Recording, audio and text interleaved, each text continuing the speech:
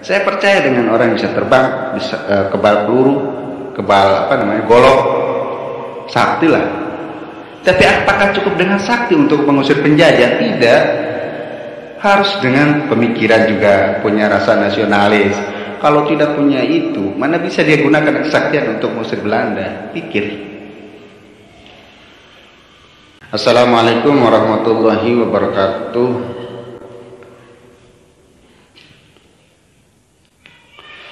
Teman-teman negara beling dimanapun Anda berada, semoga kita semua ada dalam keadaan sehat walafiat. Amin ya rabbal alamin. Pada kesempatan kali ini saya akan coba membahas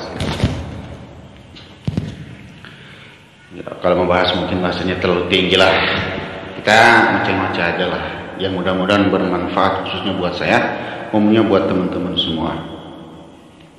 Jadi saya coba akan mengangkat satu topik obrolan, satu topik ocehan mengenai statement atau pendapat atau pernyataan yang mengatakan, ada yang berkata seperti ini. Saya pernah nonton di YouTube lah, salah satu channel yang udahlah tidak saya sebutkan channel siapa. Statementnya seperti ini. Ini sebenarnya sepintas masuk akal, logis. Statementnya seperti ini. Kalau di Indonesia memang banyak orang sakti, kenapa kita dijajah begitu lama, 300 tahun lebih? Artinya di Indonesia nggak ada orang sakti. Itu statement seperti itu. Ini sepintas.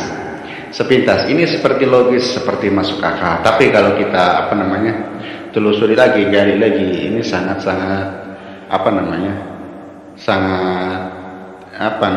sempit pemikiran seperti ini. Bahkan dikatakan sangat tidak logis karena faktornya itu banyak sekali. Contoh sepeda motor juga. Sepeda motor untuk jalan itu tidak hanya faktor bensin saja. Tidak mungkin kalau tidak ada ban, tidak ada rantai, mana mungkin bisa jalannya. Tidak ada busi, tidak ada pengapian dan sebagainya. Sama seperti untuk menulis sejarah ini, faktornya juga harus diperhatikan faktor-faktor yang lain. Tidak hanya sakti saja. Itu ya, tidak mungkin sepeda motor. Jalan ini kan untuk bisa jalan itu faktornya harus ada bensin, ada ban, ada pengapian, ada busi, ada rantai dan lain sebagainya. Baru bisa jalan. Itu kan faktornya banyak. Walaupun ada faktor utamanya ada, cuman faktor yang lain tidak bisa diabaikan tentunya. Nah, seperti yang terjadi dari peristiwa sejarah penjajahan kita, ya. Ini pernyataan seperti ini sepintas seperti masuk akal. Katanya kalau Indonesia banyak orang sakti, kenapa kita harus begitu lama? Kenapa tidak hanya dalam satu pukulan terus kabur? Nah, yang pertama faktor yang paling dasar dulu, yang mungkin ada yang lupa teman-teman, bahwa kita dijajah itu tidak hanya oleh satu bangsa. Kita dijajah oleh berapa tuh? Portugis, apalagi Jepang, Belanda kan? Nah, itu kan seumpamanya Portugis kalah, dipukul mundur oleh kita. Itu tidak mungkin kan Portugis balik lagi, ganti negara lain, hajar lagi, keluar lagi. Belanda muncul, hajar lagi, keluar lagi. Nah, itu kan kalau dibagi, kalau umpamanya Portugis saja, itu kalau dibagi, kalau 300 ya 100 tahun lah Portugis, katakanlah secara bulat lah ya. Jadi katakanlah kita itu dijajah 100 tahun oleh satu negara lah, gitu kan. Ini kalau dibagi secara acak lah, secara kira-kira saja, dari 300 tahun lebih. Cuma sekitar 100 tahunan kita dijajah oleh satu negara. Terus kenapa dalam 100 tahun ini kan Indonesia banyak orang sakti? Kenapa tidak tidak pukul mundur dalam hitungan hari, menit atau detik? Ya, kenapa? Berarti kan di Indonesia tidak ada orang sakti. Ya sepintas, ya sepertinya ini logika benar ya. Padahal ini mencerminkan adalah pendapat yang sangat rancu, yang sangat sempit, yang sangat tidak berkualitas ya, tidak paten ya, tidak berbobot, dan ini sangat rancu. Artinya rancu itu bisa di kantor habis-habisan. Jadi begini, kalau kita mikirnya hanya sakti saja, ini manusia nih, saya katakan ya, alasan lainnya ya, faktor selain dari tadi ya, kita dijajah oleh bukan hanya satu negara. Faktor yang lainnya adalah di Indonesia ini kan orang yang seperti itu mikirnya sakti, padahal orang itu manusia, orang yang sakti tersebut itu punya pikiran, punya hati. Paham nggak sampai sini? Kalau di Indonesia banyak ada orang sakti tersebut pasti punya pikiran, punya hati. Karena begini, seandainya dia orang sakti, dia kan punya hati, keinginan, punya nafsu, punya pikiran. Seumpamanya dia sakti, bisa melawan Belanda dalam satu hari. Dia punya kebal, punya apalah itu kan sakti. Kalau dia kebujuk dengan harta gimana? Apakah kesaktian tersebut berguna untuk mengusir Belanda? Kan tidak. Itu salah satunya ya. Iya kan? Dia sakti. Nah kalau dia kebujuk, Belanda ngasih cewek, ngasih wanita, tapi kamu harus tunduk kepada Belanda, gimana?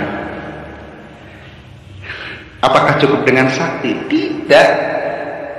Tidak cukup dengan sakti, tidak.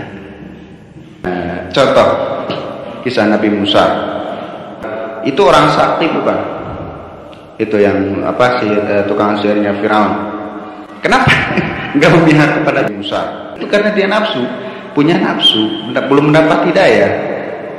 Ya. Belum mendapat petunjuk. Jadi tidak cuma sakti, manusia itu punya pikiran, punya nafsu, punya hati, punya ego. Ya, di Indonesia banyak orang sakti dari dulu, walaupun sekarang udah jarang ya. Saya percaya dengan orang yang bisa terbang, bisa kebal peluru, golok, sakti lah. Tapi apakah cukup dengan sakti untuk mengusir penjajah? Tidak. Harus dengan pemikiran juga, punya rasa nasionalis. Kalau tidak punya itu, mana bisa dia gunakan kesaktian untuk mengusir Belanda? Pikir.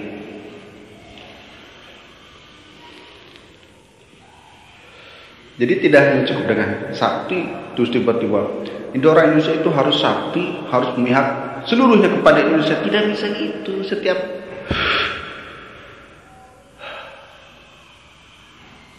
Jadi ya logika orang yang seperti itu logikanya cacat.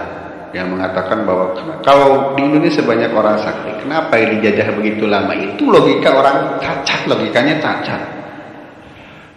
cacat, sangat rancu. Orang sakti banyak, masalahnya orang sakti itu ketika dibujuk oleh mereka untuk tidak memerangi mereka, ada yang itu. Coba kalau semua orang sakti Indonesia dulu bersatu, nggak terbujuk oleh Belanda, oleh Jepang, oleh Portugis, itu udah nggak bakal ratusan tahun. Ingat ya, bukan hanya sakti doang. Manusia itu punya pikiran, punya hati, punya nafsu, punya ego.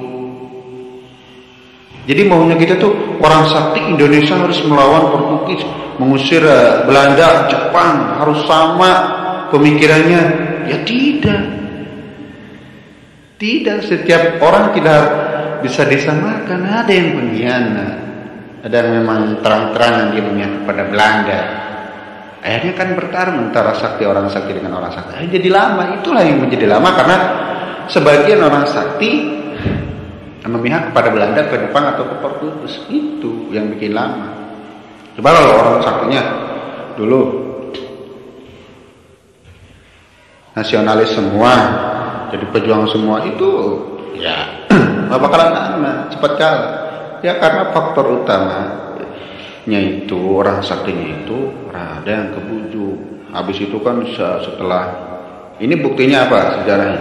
Setelah Portugis, setelah Jepang, setelah Belanda kabur dari Indonesia, ada lagi namanya PKI. Itu kan masih orang Indonesia.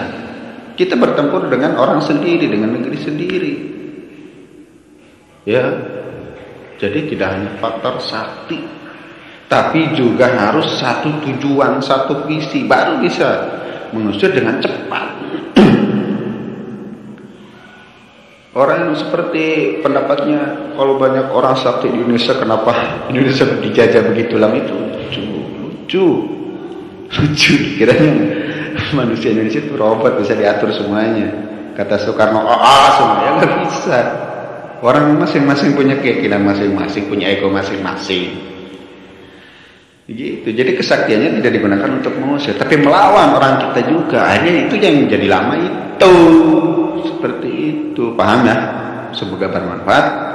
Wassalamualaikum warahmatullahi wabarakatuh.